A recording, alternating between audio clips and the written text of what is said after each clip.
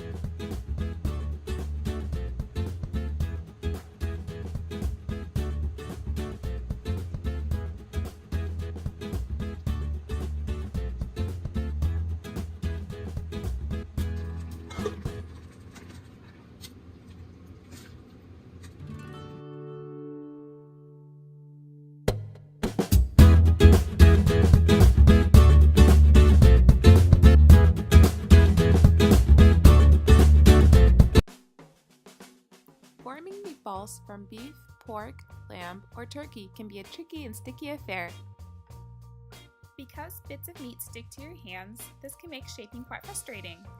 This is due to a protein called myosin that is released after the meat is ground, which makes it super sticky.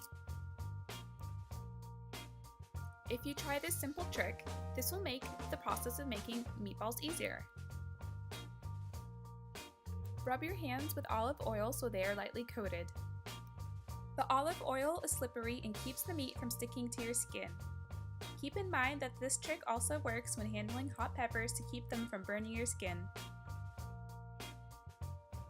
If you're out of olive oil, don't worry, cold water will also do the trick.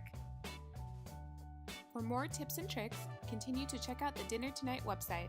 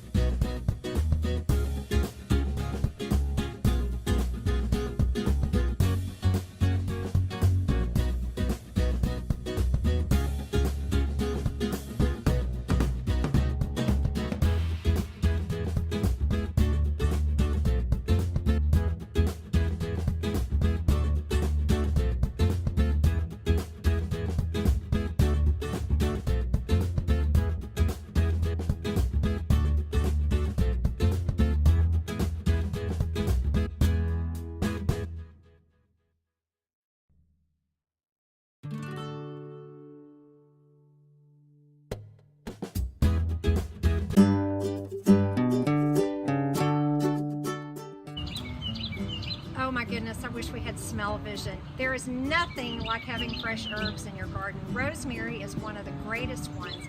Not only does it smell great, but it's a wonderful addition that's a low-sodium addition for any savory dish. You can chop up the leaves and put them directly in your meal, or you actually can take the leaves off and use it like a skewer, and it works great on your barbecue grill to use it this way too. Rosemary, it's a must-have in your garden.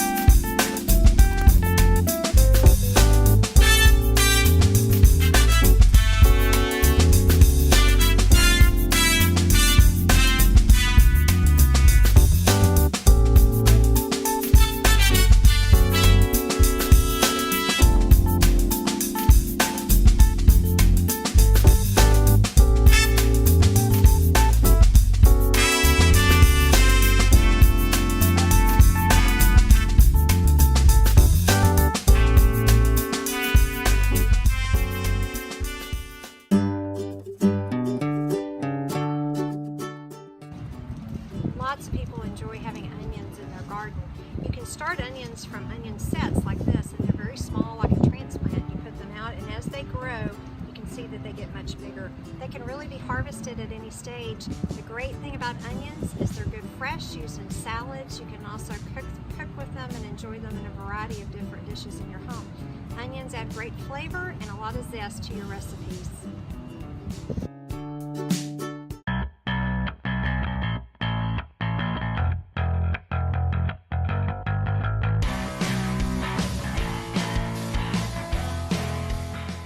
If you're ever wondering how to keep your avocado from turning brown, try one of these simple techniques. Technique 1, the onion method. Chop a quarter of a red onion into large chunks. Place chopped onion on the bottom of an airtight storage container. Place the avocado half side up on top. Seal the container and refrigerate.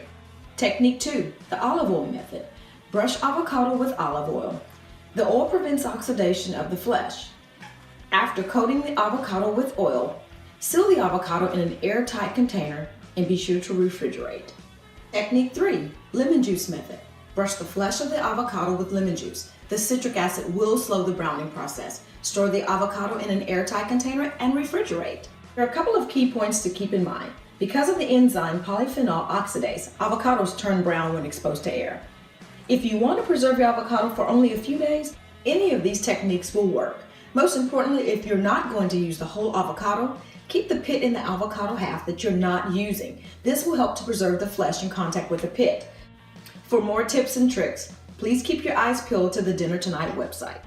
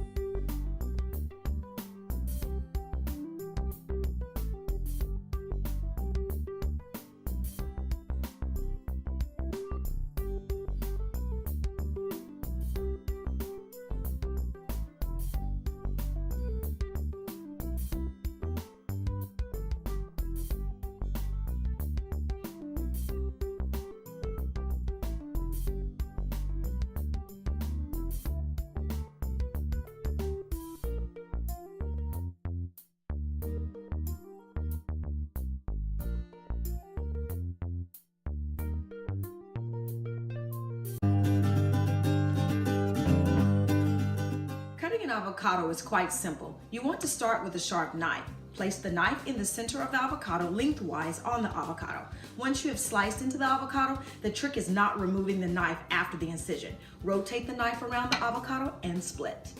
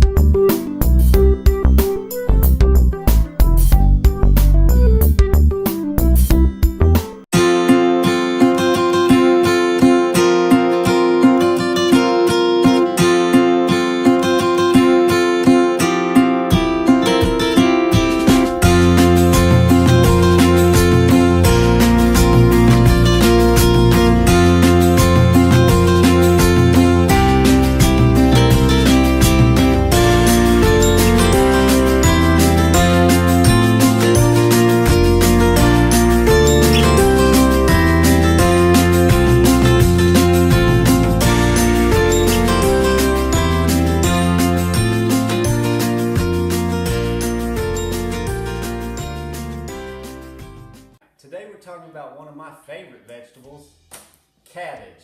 How to pick one out, some preparation tips, and why it's so darn good for you. If you're one of those people who only eat cabbage on New Year's Day, you're really missing out. It's super healthy, it's readily available, and it's a great addition to almost anyone's diet. When selecting a cabbage, go for your small, medium-sized heads that are firm and compact and heavy for its size, and the ones that are with unblemished leaves. A whole head of cabbage is going to keep for about a week in your refrigerator unwashed, but once you wash it and cut it, it's only going to last for a couple days. It will start to get brown and nasty, so you want to make sure you use it quick. When you're ready to prepare your cabbage, pull off the very thickest outer leaves and then rinse the whole head. You can pat dry with a paper towel to remove the excess water if you'd like. It's best to rinse your cabbage just prior to slicing. When slicing your cabbage, hold the head firmly and slice it in half lengthwise. Then slice it again into quarters. Carefully, now cut off the core. Now you can chop the cabbage as thick or as thin as you prefer.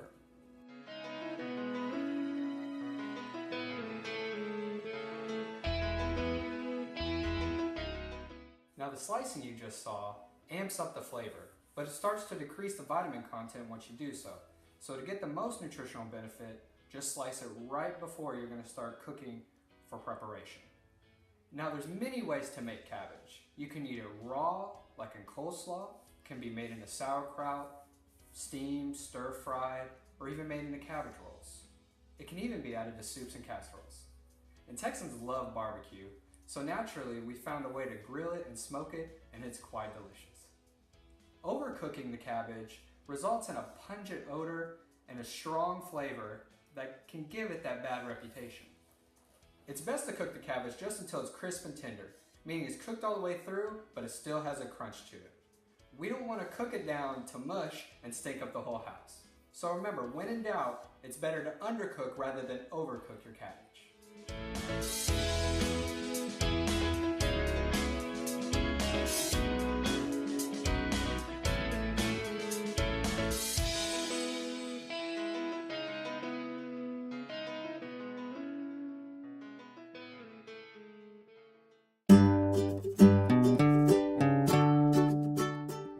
Edible peas are a great addition to the garden. These are an example of a snow pea.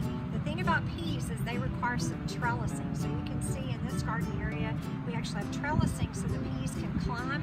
It makes them easier to harvest, and it also helps you to maximize space in your home garden.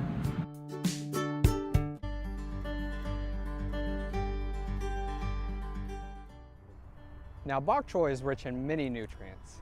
It's actually one of the best plant sources of calcium. It also provides abundant amounts of folate and vitamins A, C, and K. And bok choy is in the cabbage family of vegetables, sometimes referred to as cruciferous vegetables. These nutrient-dense vegetables contain powerful anti-cancer compounds, so most of us should be trying to get more in our diets. And chopping just before cooking will increase those cancer preventative compounds. All right, so before we rinse it off, you want to cut the very bottom of the bok choy so that the leaves will separate out.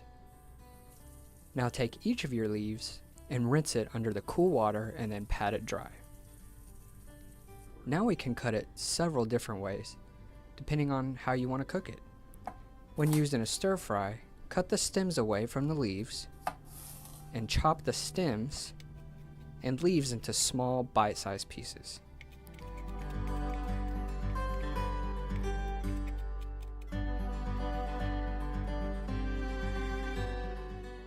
You want to keep the leaves and the stems separate because the stems are thicker and will need to be cooked first due to their longer cooking times.